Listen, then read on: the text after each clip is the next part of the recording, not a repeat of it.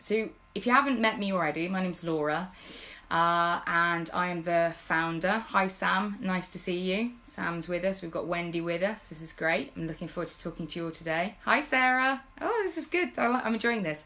Hi Sarah, hope you're having a good day so far. Got a few more people coming on. If you've come on, just say hi, just so I know who's with us, so I can say hello. I'm excited to talk to you today. This is my very first webinar, so fingers crossed it goes well, guys. So it's an interesting thing to do on a Saturday, but hopefully you guys are having fun too. Hi Andrea, nice to meet you too. If you've joined, guys, say hello, just so we can see who's here. I'm excited to talk to you today. I'm just going to give it a couple of seconds just so people can join the webinar so they're not missing the beginning. So just say hello. It's good to see you all. I'm excited. Are you guys excited? Give it like a thumbs up if you are. So I'm going to get started. So welcome to the very first webinar with Law of Attraction Life Coaching. And I am Laura. I'm the founder of Law of Attraction Life Coaching. And I'm really excited to have you all with me today.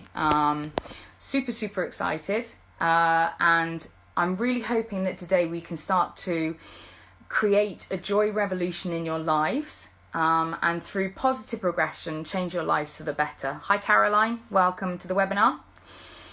So I'm also going to be launching a new program today, which is called 21 Days to a New You. So if you stick around to the end of the webinar, I'm going to show you what that's all about. And because you stayed with me, I'll offer you a big discount on that if that's something that you're interested in.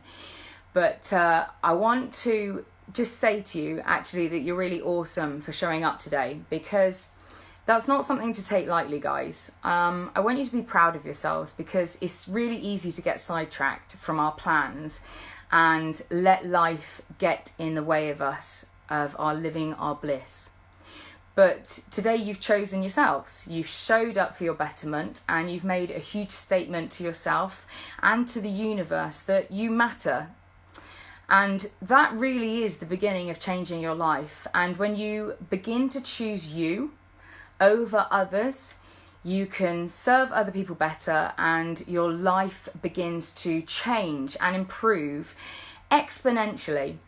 So remember that selfishness is selflessness. And if anybody tells you different, they're wrong.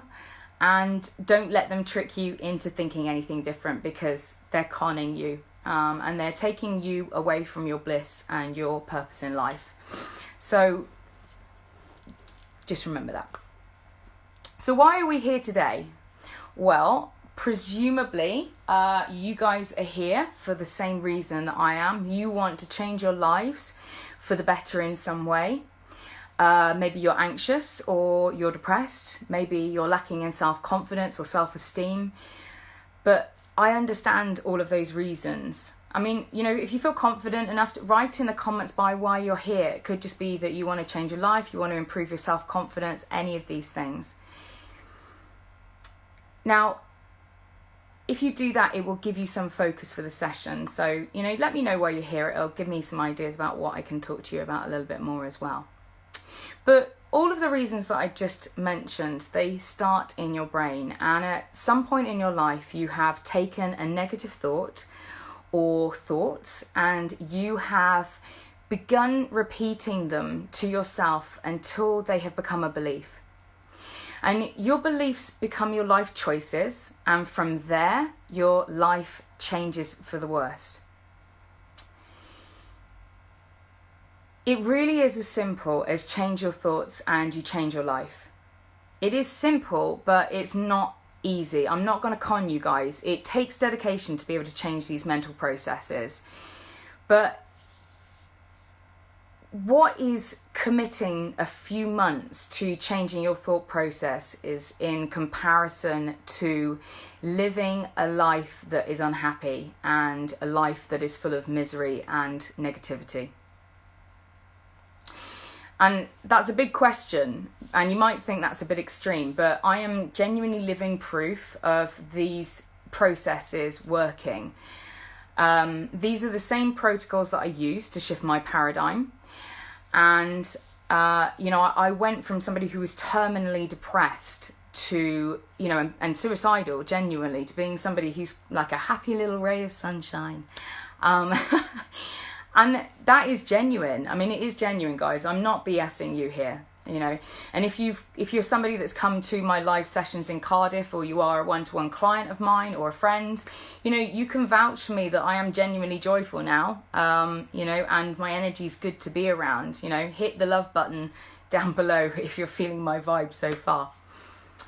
So the question is, how can you change your lives for the better? You know, how can you do what I've done and make yourself to be a happier person? Well, the first thing that you need to do is get grateful. And this is probably the hardest part when you are depressed or in a negative spin. And it's very hard to sit there and be happy about anything when, you know, you're depressed and everything in your life is maudlin. You know, but when you get some perspective, you know, and truly happiness or depression is all about perspective, you know. Often when we become sad or down on ourselves, our thought patterns begin to spiral. And once you're on that energy level, it's really difficult not to pull everything in your life into your unhappiness. So I'll give you an example, and, you know, say I in the comments if you are, you know, if this is sounding like you at any point, or you can recognize this. But say you know, a person on a negative spiral would have a thought pattern a little bit like this. So say you have a parking ticket, you know, that's pretty common, it's pretty normal. You know, people get parking tickets, but somebody with a negative spiral, they would think like this. They'd say, you know, see, I knew I was useless. I can't even get back to my car on time. You know, what kind of an idiot am I? I'm completely incapable. Everything goes wrong for me. Like even this morning, I'm sure that my partner was off with me, and I'm sure he doesn't love me, and he's definitely going to dump me for sure. Oh God, I'm going to be alone forever because I'm ugly and I'm useless and I just hate myself. Can you see the spiral? You know, it starts off somewhere and it just grows and grows in momentum, and it picks more and more things up. And, you know, say you know, if you recognize this thought process, guys, or you've done this, you know, this is really common. Say yes in the comment section, just so I can see that some of you are kind of recognizing what I'm saying here. But what, you know, this was me. I did this thought process for 11 years and it's not anymore. You know, do you want to know what I think now if I happen to get a parking ticket? Not that I ever get parking tickets because I practice law of attraction, but that's another seminar. You know, what I think now when that happens is I'll say something like, oh crap. Okay, well, never mind. You know, that can be my contribution to the pothole issue that we're suffering from in the UK. That's it. You know, I take it from something that was truly, you know, negative and find a positive in it. That's it. Nothing else. No self-deprecation, no hate, no anger, no pulling every single thing that has gone wrong in my life into it. Just recognizing that something has happened, and that's it. So who can relate to these thought processes? Which one sounds more like you, the negative one or the positive one? Tell me in the comments below. I'd love to hear, you know, a little bit more about you guys and your lives. I'm just going to have a little drink of water whilst you comment. Let me know what you're thinking. You guys more the positive or you more the negative?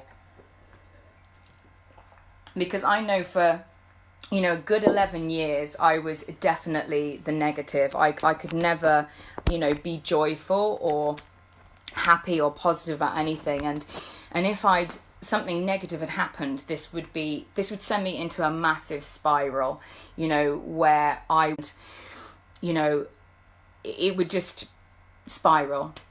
Yeah, Jan saying, you know, you swing between both. It's very common. I mean, at the moment, I can happily say that I've used these processes to train my brain so significantly that very rarely do I go down. And when I do go down, it's, you know, a lot less far and it swings back up very quickly.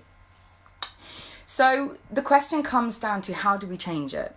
You know, well, let's talk about a little bit of science for a second. Now, I'm a musician and I'm also a writer, so you're going to have to forgive me if you don't like metaphors, because I talk in metaphors all the time.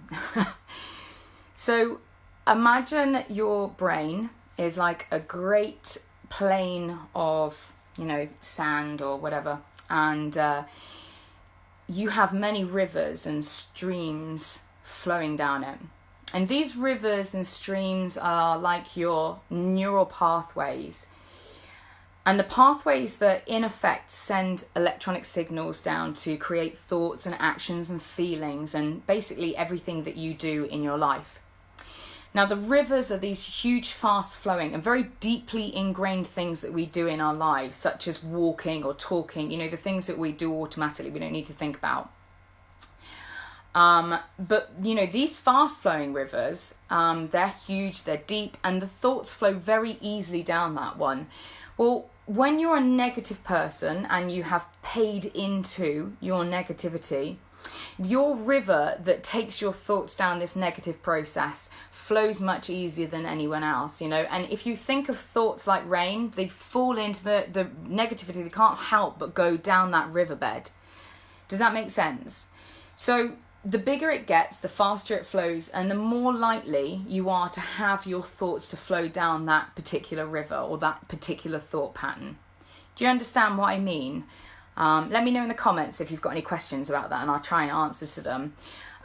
Sarah has just asked, how do you find a positive in a negative life-changing event?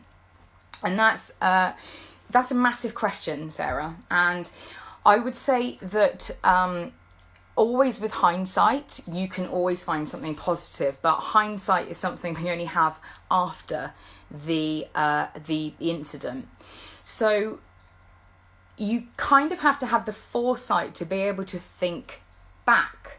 Imagine yourself in a position maybe a year or two from the negative situation that you're in, and think about what could you gain from this negative incident. So I mean, with a parking ticket, that's quite easy. You can kind of think, well, great, I'm going to contribute to potholes being cleared up, and it's just an extra contribution, and you can think of it like charity in a way. You can think of it as in forced charity, and in a way that takes away that feeling of being victimized or having something done to you.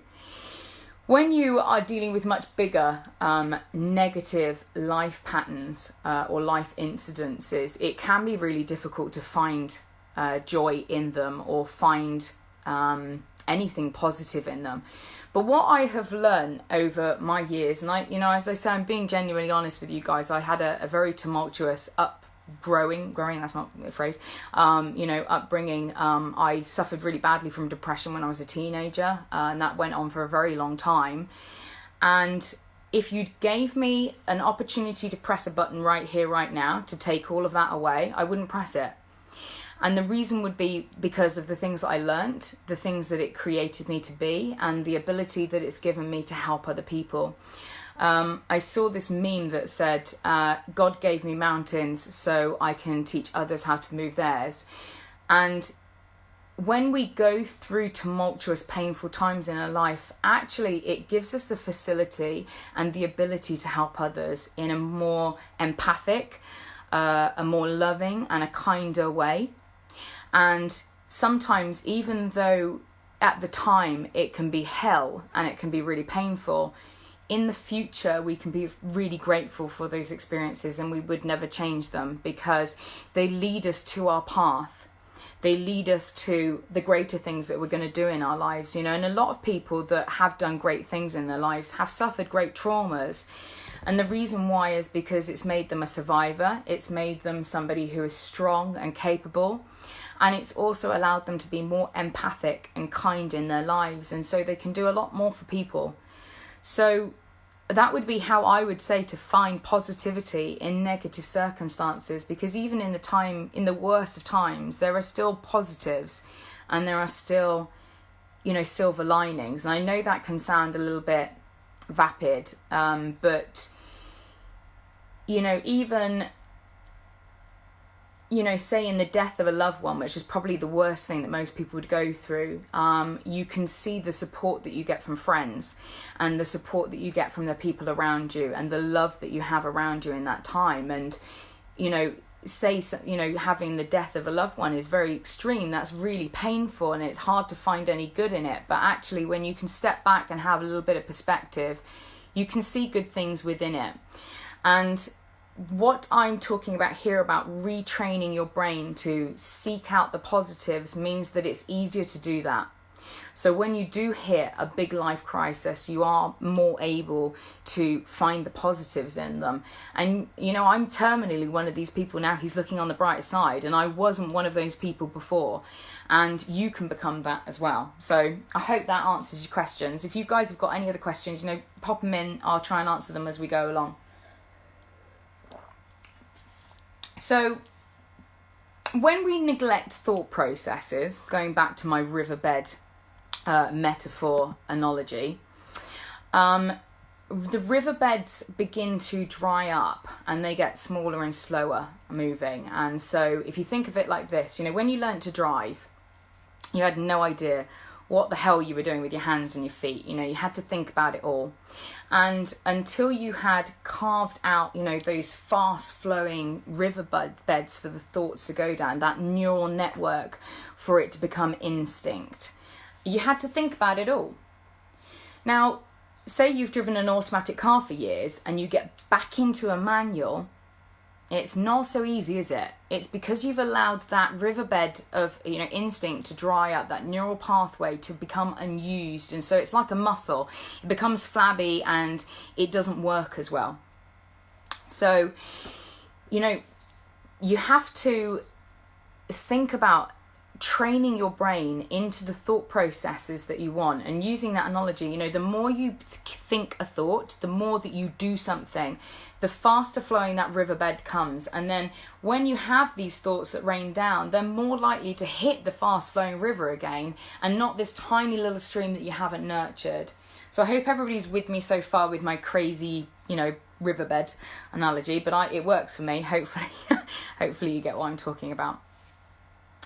So how can we do this though? Well, as I said, it is fairly simple, but it is, you have to commit to this. It is commitment. So what you need to ensure is that your thoughts are raining down more into good rivers. Excuse my cat there. Going into positive rivers or positive neural networks, and that you are kind of killing out the negative networks, okay? And then what you'll do is you'll automatically become a positive thinker. And this is my basic state now. And trust me, I'm being truthfully honest with you when I say I spent 11 years being seriously depressed and suicidal.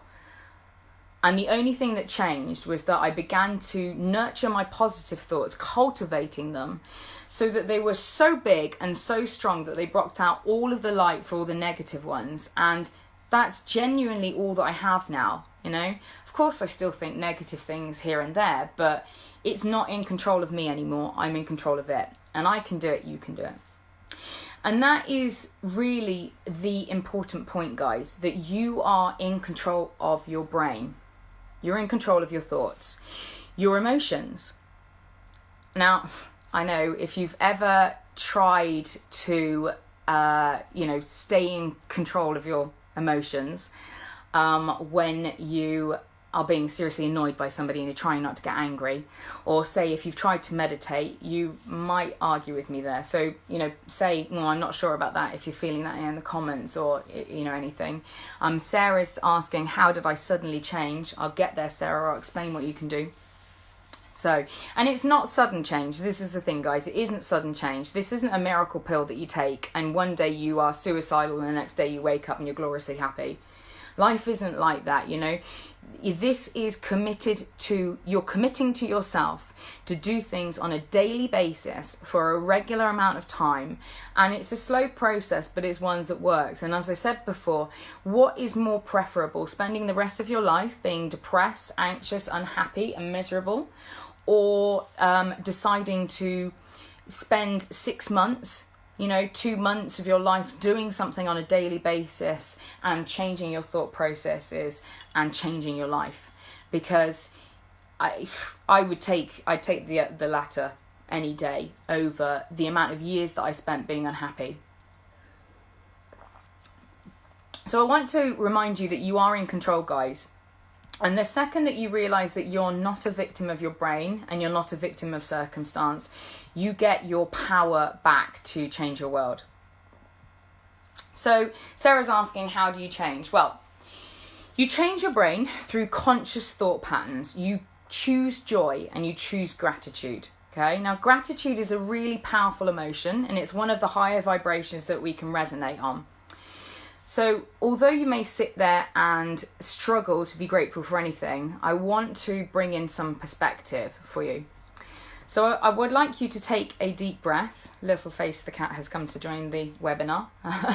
I'd like you to take a deep breath in. Come on, Bibba. And I would like you to have a look around the room where you are sitting. Let's have a look around. What's in your room? What are you sat upon? What are you watching this webinar on? Have you eaten today?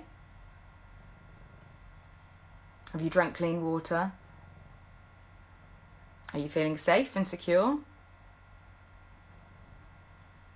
When I tell you to count your blessings, think about how many you have ignored and skipped today.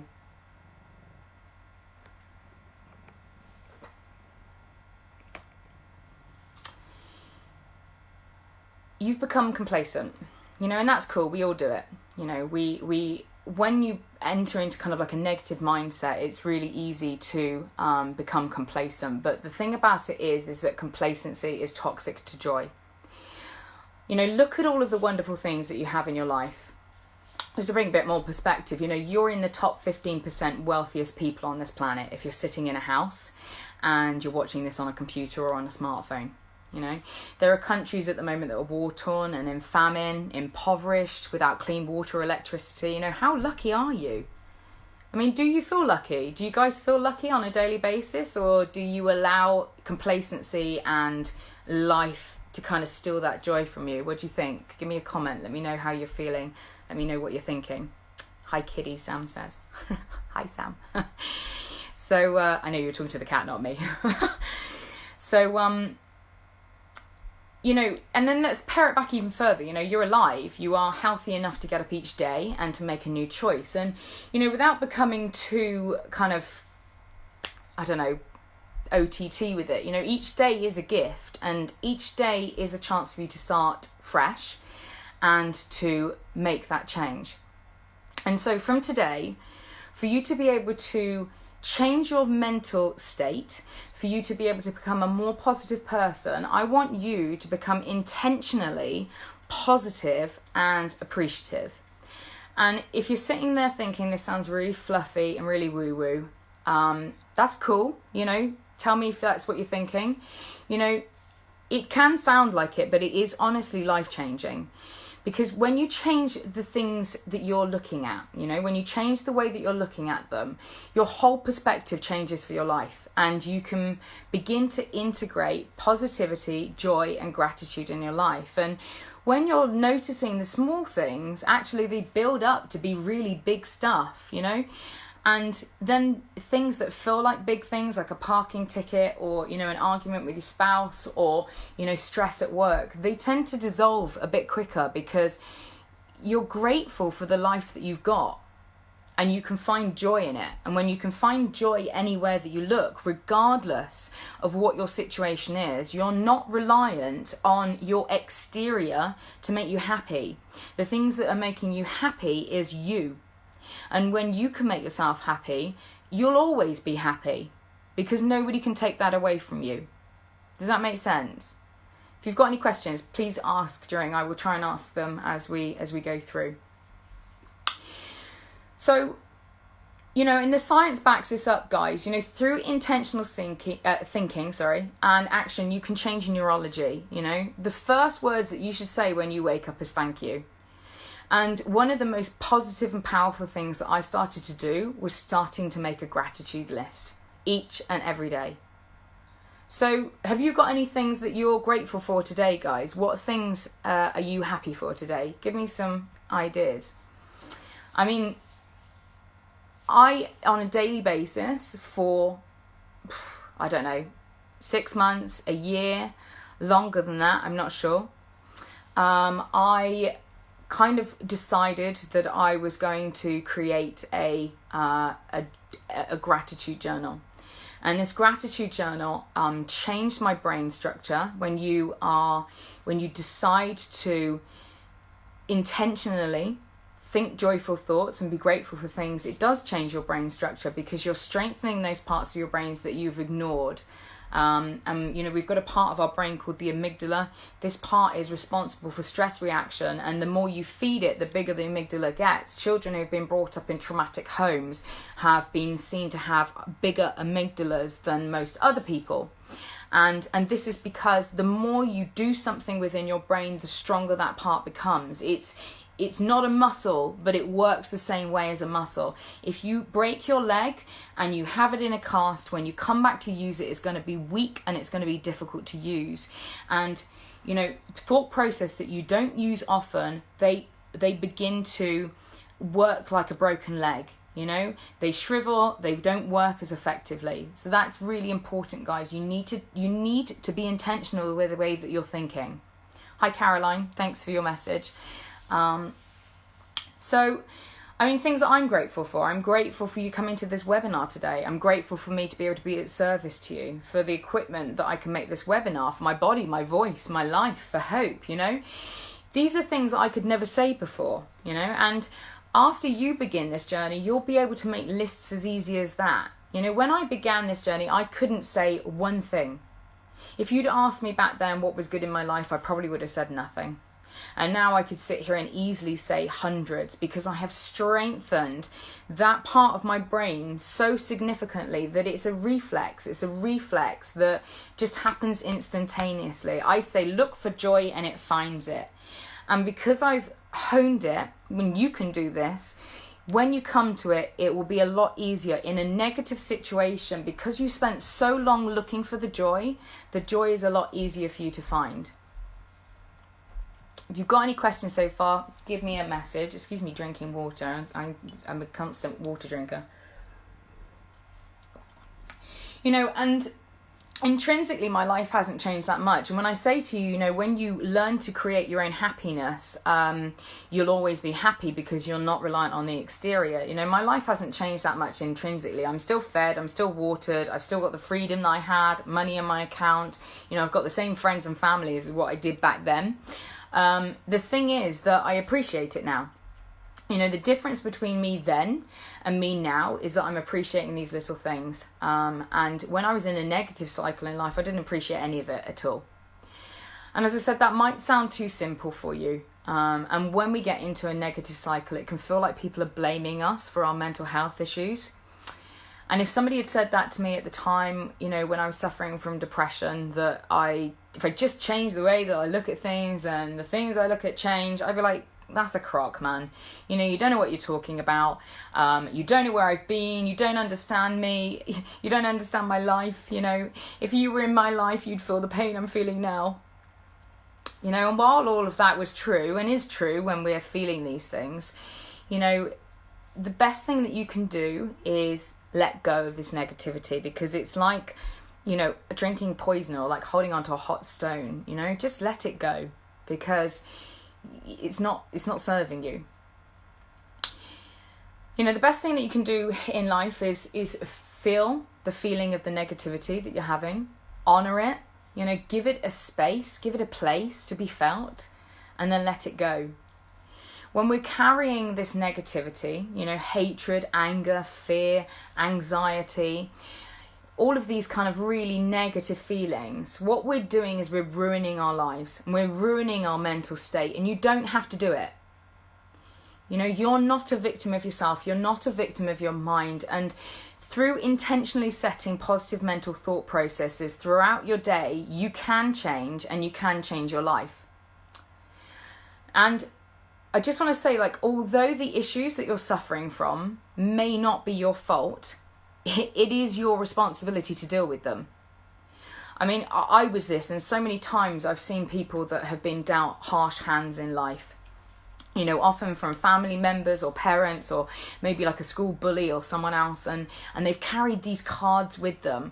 And they keep saying, this is my problem and I'm going to carry it with me for the rest of my life because it's not my fault. Somebody else gave this to me, which is totally valid and it's totally truthful. But at the same time, the only person's life who is being wrecked by that is the victim of the circumstance. And while it may not be their fault that they are suffering from this circumstance, it is their responsibility, it is your responsibility to fix it. So somebody once told me when I was suffering from really bad depression, you are your own problem, you are your own solution. And I thought, what the hell does that mean? I felt like he was blaming me for the things that were going on in my life, and I felt terminally misunderstood, misrepresented, and I felt like nobody got me. And honestly, I felt like I was broken beyond repair. I thought that it would be better for me not to be here anymore. And I felt that when I talked about my issues with people, I was being a burden and I was being an infliction upon them. I hope that you're feeling, I hope that you're not feeling that way, but I hope that maybe you can recognize some of that and also understand that I do, what I'm talking about, I have experienced, and maybe some of the things that you're going through, I've experienced and I've gotten through. I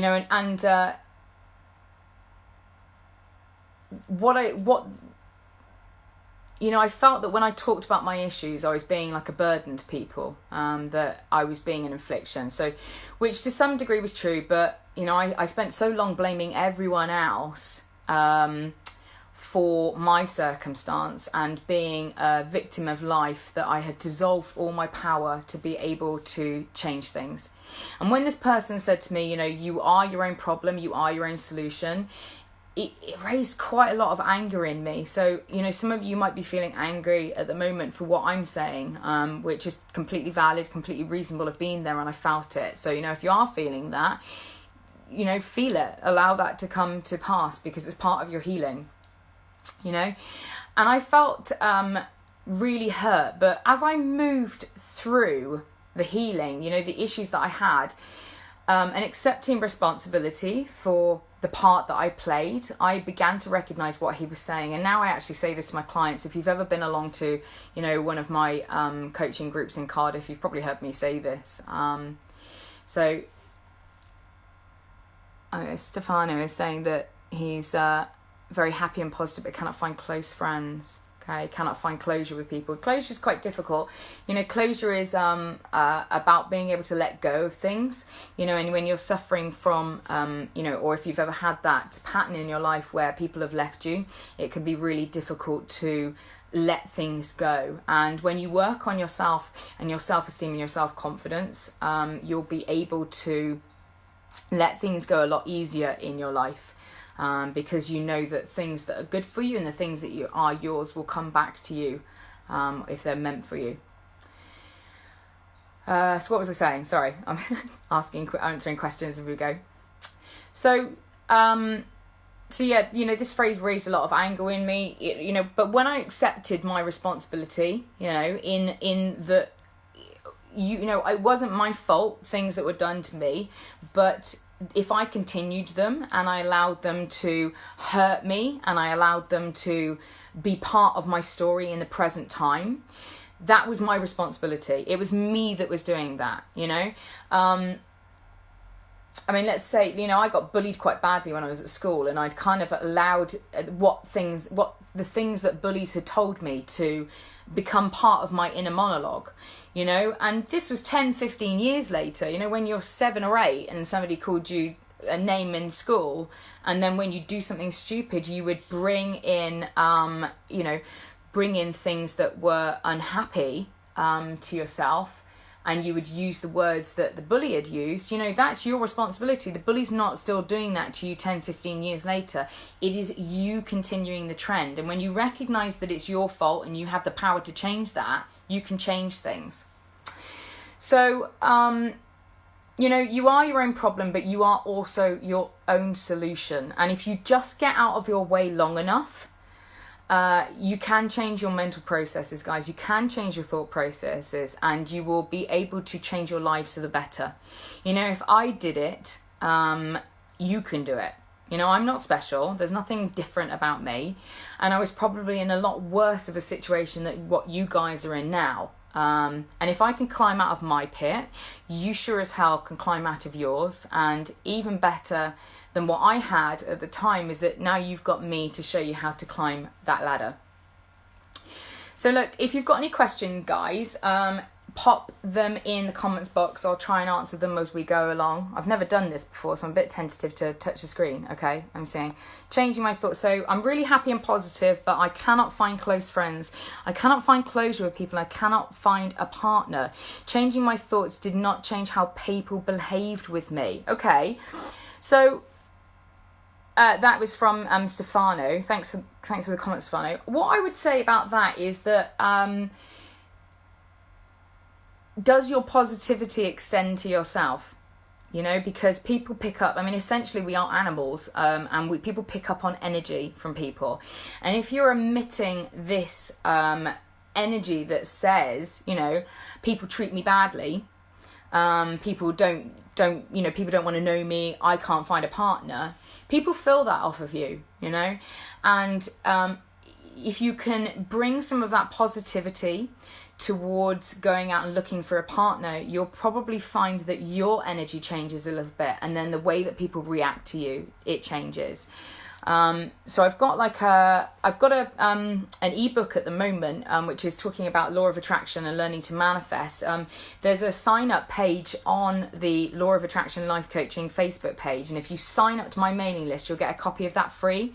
So if you want to sign up to that, Stefano, you can have the ebook free today, and it does talk about how to manifest a life partner. And whether you believe in law of attraction or not, that's up to you. But what it does, it does change the way that we have thought processes about things, and so it changes our energy, and it changes the way that we interact with people, which is everything. And I had some tough relationships with partners where I was consistently playing out, negative things, but actually I'm in a really good relationship now, and I think it's because I changed the way that I thought about things, and I did the things that I put in my book. So if it's worked for me, so again, if it's worked for me, I see no reason why it wouldn't work for you. So any questions, guys? If you want anything clarifying or anything, pop it down in the comment box. I'll try and go through them as we go through. Whilst you're doing that and you're thinking of questions, I just wanted to tell you about a new program that I'm launching, which is called 21 Days to a New You. And the reason why it's called that is because it takes 21 days to build a new neural pathway in your brain. So over 21 days, what I'm going to do for this program is going to give you access to exclusive activities, podcasts and meditations for you to listen to, and intensive actions that are going to support you to be able to do the things that I've talked about in this webinar. And it will be in such a structured way that it's going to ensure that you're going to be able to create a positive mindset. And I'm going to share with you the things that I used on myself to change my thought processes, and the things that I also do with my clients to make sure that they are changing their thought processes. And you can have a look at my website or my Facebook page. I've got a few reviews on the Facebook, and there's some other testimonials on the web page if you're interested in that.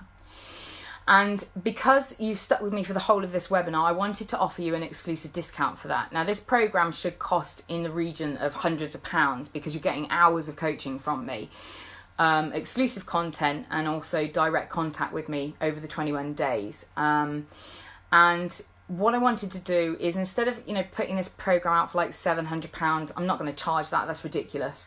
Because I want to offer this program to as many people as I possibly can, and I want to bring the cost down to something that is high enough that you are going to commit to doing it because you've invested in it and you've invested in yourself, but low enough to allow people to be able to join in. So today I'm going to offer like a starting price for it, from what the retail price should have been £250. I'm going to put it down to £175. I'm not sure how long I'm going to leave that up for, but I'm going to pop a link down below if you want to sign up to the 21-day program. And I also do one-to-one coaching if you're interested in that as well, guys. So I mean, you're here today, you've committed to changing your life, so let's continue with that motivation. in 21 days, you can begin to think completely differently. You know, your thought processes could be more positive, and it's beginning to feel much more natural that you could be happier and more joyful.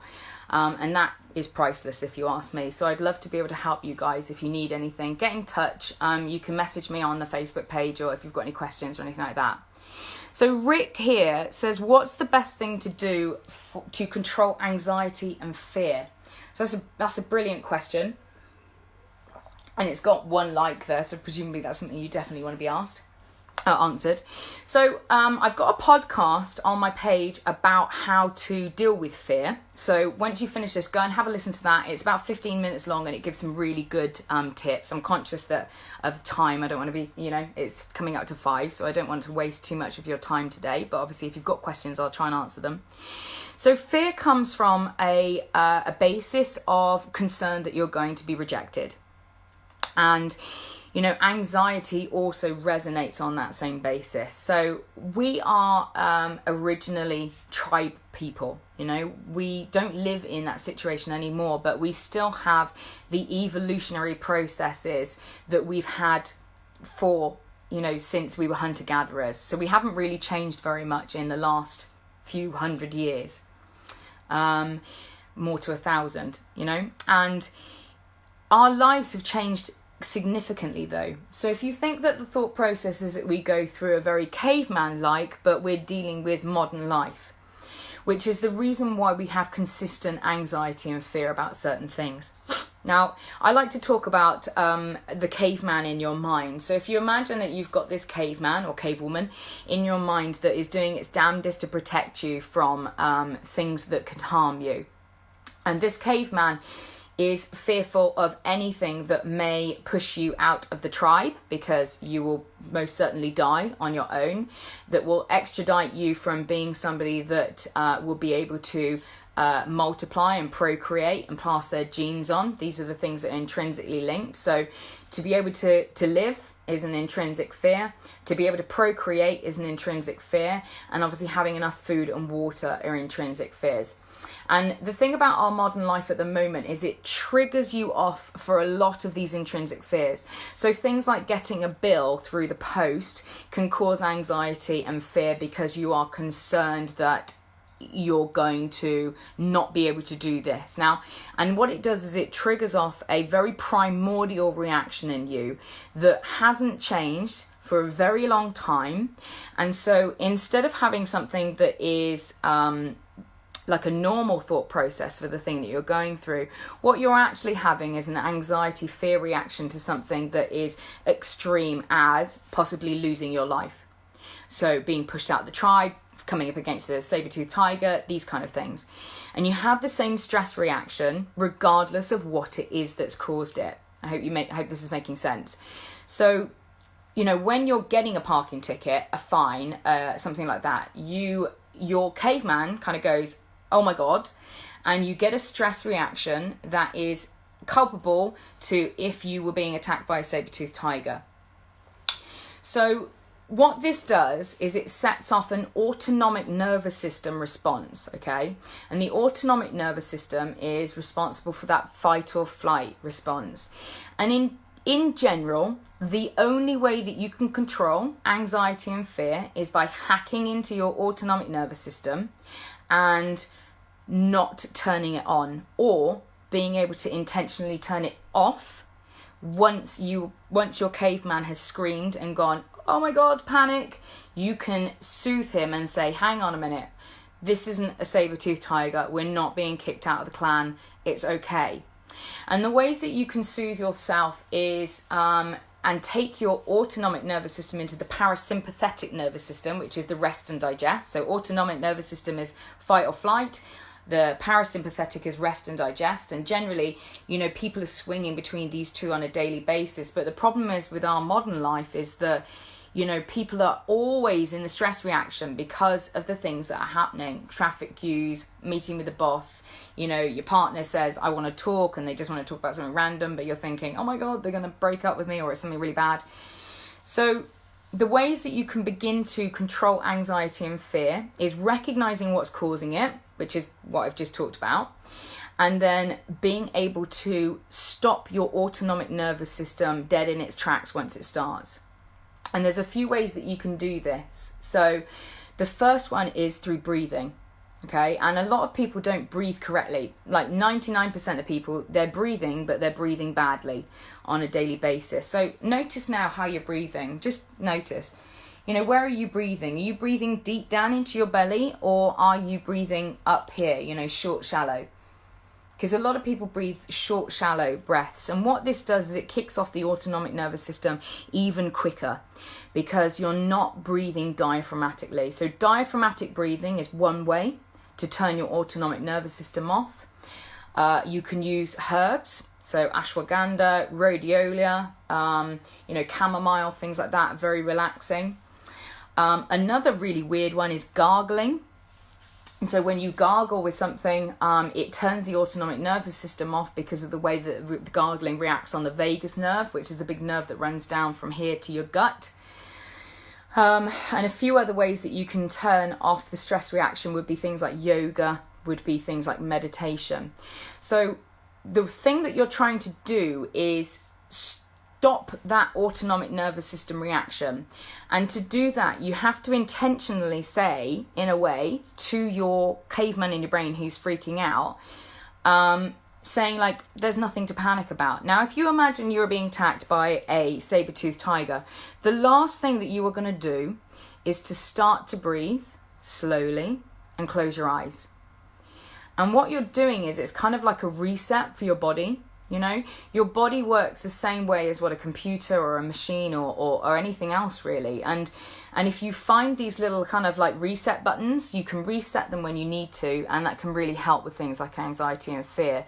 And another thing is just control your thoughts. You are not a victim. As I said, you're not a victim to your thoughts. You're not a victim to your emotions. And most of the time when people are feeling anxious or they're feeling fearful is because they are living in the future. They're living in the future and they're presuming something is going to happen. Now, if you're going to make up things in your head, why the hell are you making things up bad? And that's what we do. And again, that's the caveman trying to save you. It's trying to say like, oh, we better be careful because if we do that, we might get kicked out of the clan. We might lose our food. We might lose this. Now, that's great, but our caveman is out of control and we don't need to listen to him all the time. We have to soothe him because we're living in a modern life now. There aren't any saber-toothed tigers and we're not going to die if people reject us. We feel sad, but that's about the sum of it. Does this make sense, guys? Have you got any other questions that you'd like to ask? As I said, I've got a podcast on the YouTube channel. You can access that via the Facebook page. So you will be able to listen to that. It's about 15 minutes and it does talk about these things. So if you've got any there's quite a few podcasts up there about relaxation, how to get better sleep, how to deal with fear, about negative self-talk, about self-care, all the things that you should be doing to get your life on track, so you can have a listen to those. So if anybody's got any questions, pop them in now, because I'm going to start to finish up and wrap up if you haven't got any other questions. Let me know what you thought, guys. Give me a comment. Have you enjoyed this? Have you enjoyed the live feed? Should I do more? Do you want to never see this again? What are you feeling at the moment? Are you enjoying this, guys? Let me know. I'm very, very honoured that you've come to spend this hour with me on a Saturday afternoon. Honestly, I really appreciate that you've come. I really enjoy that you have come to see this and see me and speak to me and listen to me. I'm really honoured that I'm part of your journey. And as I said, I'm going to pop a link down below so you can join the 21-day program if that's something that you'd like to do. I offer one-to-one coaching as well. And if you are in Cardiff, I do a free coaching group that you're welcome to come along to. You can find that via the Meetup app. So I'm going to offer some of that, put some of those details down below for you, okay? So you can access any of those down below. So Carolyn's asking, did I change with therapy or on your own? It was a culmination. I've tried lots of things. A lot of things didn't work. I found that with talking therapies, with psychotherapy and psychology, then actually all that does is it ingrains the negative a lot, and I think that that's problematic, because when you sit there and you talk about all the things that ail you, all you're doing is building a stronger and stronger neural pathway for being a miserable, unhappy person that focuses on their pain. And and I think that that's really important kind of not to do, actually. So I have seen therapists, I have done things, but you need, as much as you can have somebody that facilitates you, you need